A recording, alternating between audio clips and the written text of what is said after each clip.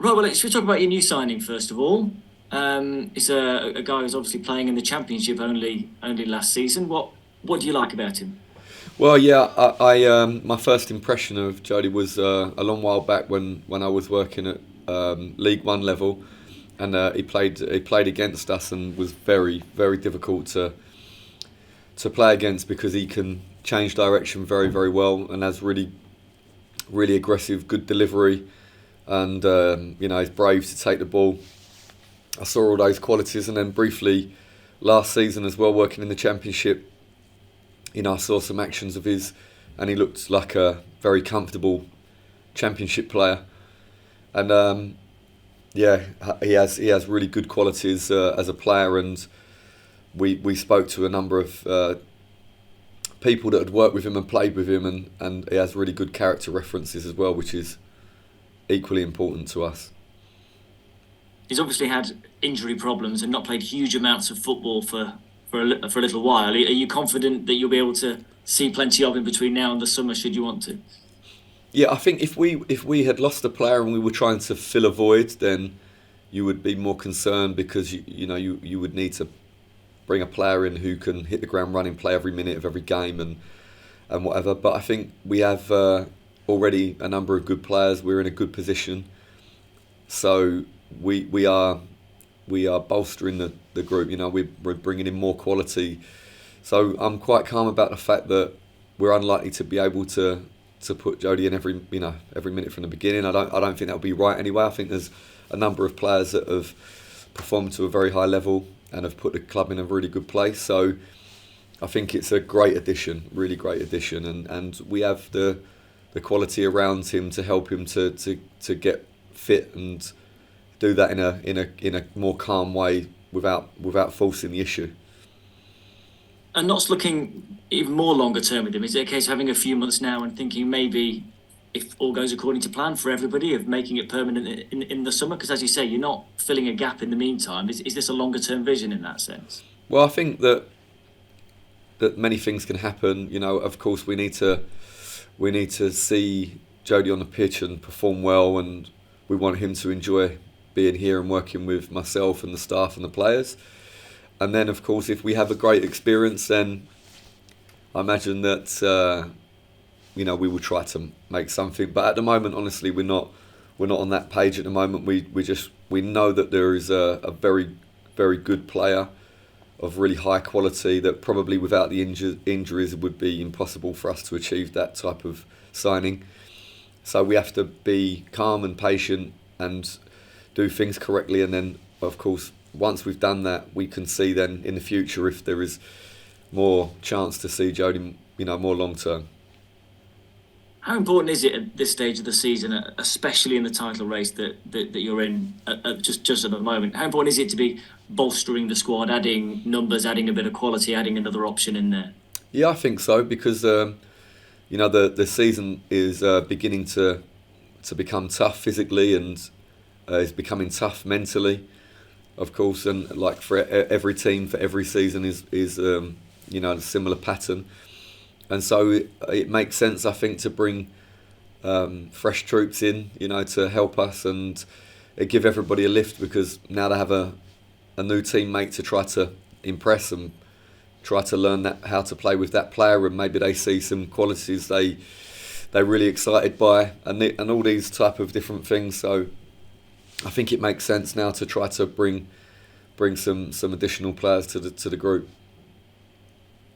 You obviously haven't played for a couple of games now. Two matches called off. Wrexham did play. They've gone top. What, if anything, from your point of view, does that change this week?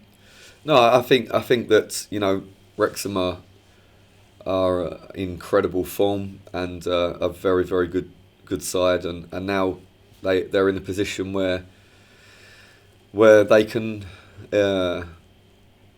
can't be stopped if they win all their games. We've been there, and then of course we slipped up a couple of times and drew a couple of games, and it put us now second. So it's over to them. They deserve to be where they are, and now they have to maintain maintain that level. We have to try to maintain a high level, and of course you have Chesterfield there and Woking then they're in incredible form as well, incredible form. So no, we it doesn't change. We just have to concentrate on our performances. But now it's up to Wrexham they have to keep that, keep that level very, very high. The focus of your players has been admirable all the way up to now, but I wonder whether this has sort of refocused that a little bit, that you see where you just drop a couple of points here and there and suddenly you're second and you think, gosh, if that had happened at the end of the season, then that's it, game over. It just shows how good you're both being this season. Does it sort of refocus the mind in that sense, do you think, of the group? Yeah, I think that it could do. I think that it's really, actually, as I've said before, in a strange way, it's very fortunate for us to, I've been here for a few months and we're beginning our journey, hopefully, for a longer period of time. But I want the players to understand that they have to do everything well. And ordinarily, they could slip up a couple of times and still be comfortably top, I imagine, with 62 points at this stage. But we can't even draw a game. We have to win every game, really, because of the level. And so this is actually, for me, is fantastic, because I want to be able to come in and work every day and for it to be meaningful, and really for the players to understand that everything that we do is considered and we have to train as well as we possibly can and be present in all the meetings. And when we arrive on a match day, we can never drop our level at all, and we have to be focused on every single action.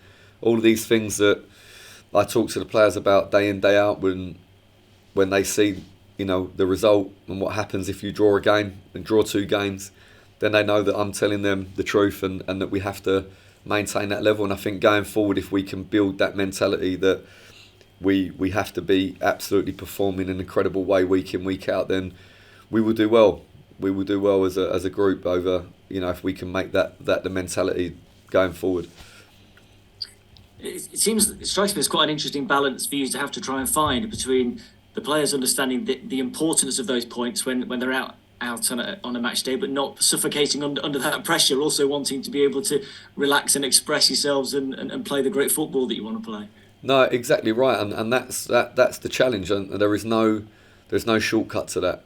There is no shortcut. That there is only relentless effort and analysing everything that we do, scrutinising everything that we do. That's the only route to being able to cope with that. And we've been top for a long time. I think since probably October, I think we've been top, and I don't think that we've seen a team that are suffocating under the pressure. I think we've seen guys that have been, by and large, maintaining a very high standard and being able to still play, to appear from the side, to be playing with a freedom and attacking football, and all that comes with huge amount of rehearsal and focus and concentration. And of course, we know each week we're facing more and more an opponent that is really, really up for the game, and they love to come, of course, to our stadium, to Meadow Lane, because it's such a great venue, and it's almost a free hit for a lot of clubs, because they almost don't expect to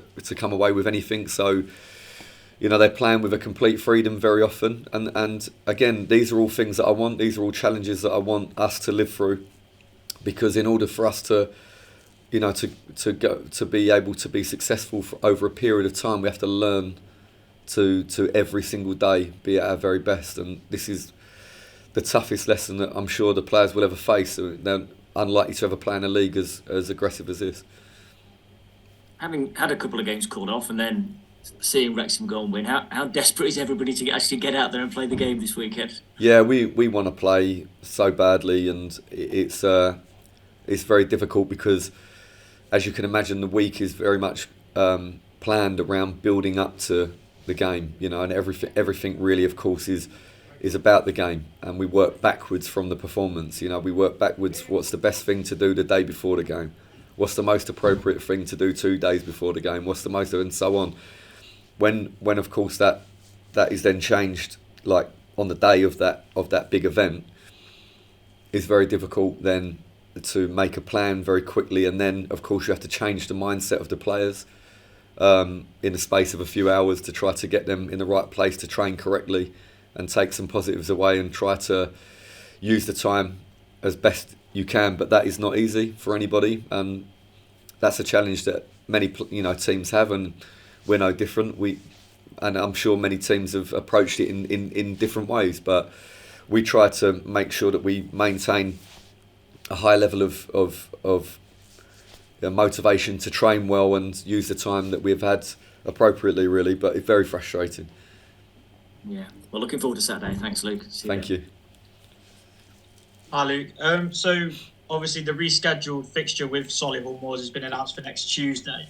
So it does offer you the chance to retain top spot. Are you looking into that at all, or is that something that you're just going to, judge after this Saturday? I don't think that we would, have a change our game plan or anything for this particular game. Our game plan has always been to try to win. We try to win convincingly. We want to play every minute of the game and, try to, if we can, we want to try and take the game away from the opposition and so that it's in no doubt at all. We don't like it to be, if we can, we don't want to play a close game or a cagey game. We want to try to play a game where we take the game by the scruff of the neck. So, no, we won't change anything from that perspective. And I mean, we have taken a view that we just need to win all the time because we know that the others around us will win. I think Wrexham are five on the bounce now, and Chesterfield are 4 on the bounce and a draw, I think, and Woking the same. So that incredible competition around us, and we have to go into each game to win. Just on the postponement against Solihull, it was said that you did offer to play the game on Wednesday, but they declined the offer. Was there any reasoning behind that at all, or did they explain the reason behind that?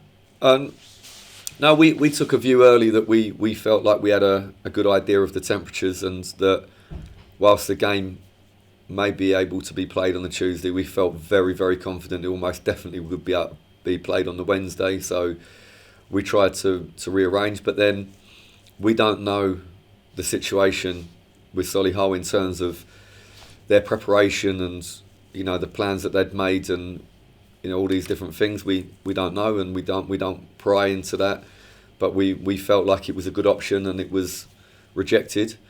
So okay, now we play next week, and both teams have agreed on that. January was earmarked as a tough month in terms of fixtures, and obviously with a couple of postponements as well. I just wanted to know how tough is February going to be, given the amount of games that you're going to have to play and some of the teams you were playing against as well. Yeah, I mean, we spoke at the beginning of the month. We said to the players, probably the end of December, we had a meeting and tried to get the mindset in the right place. Like, this is what the month looks like. We've got a lot of games, and we're going to have to recover extremely well in between games, and we have to be ready. There's no time for lose focus. And in actual fact, that it's been just as challenging, but for different reasons, because of the getting up and the game, the disappointment, and get up again and analyse an opposition and present to the players and then off again. So it's been challenging for different reasons. I think February is going to look like the month that we thought January was going to look like. With hopefully we don't have another very, very cold snap, and the month looks like 2 games a week almost every week. And it's going to be incredibly challenging. I don't think there's going to be any other teams that are in a different position, because we played one of the most games, and other teams have to play even more games still than us. So everyone's going to be in the same boat. It's about whether or not we can have the energy and the focus in each and every one of those games, because they're all going to be tough. Yeah, I've spoken about some of the positives of having some postponed fixtures, getting some players up to speed. And one of those is Toby had a bio rolling. I just wanted to know whereabouts he is on his fitness. Does Saturday come a little bit too soon for him? Yeah, I think probably that, yeah. But he's doing great. He's now training fully, but each player is different, and Toby is a particularly explosive player, as I'm sure we all know, and we have to make sure that he's ready, that if he's required to come onto the pitch in the second minute because there's a problem, and he has to come on and play pretty much a 90-minute game of football in this explosive actions that he has to repeat over and over again. We have to just make sure that we're really convinced that his body is ready, and we don't risk him. We don't want to lose him Of course, we don't want to lose him for another minute, but we certainly don't want to lose him for a long period of time. But he's in a great place, and we have tomorrow to look at him again and see how we think he came through, and if there's, we test and see if there's any fatigue or any, loss of power or anything like that in that area, then we can take a view. But if not, then potentially we can have Toby available to be able to play from the beginning.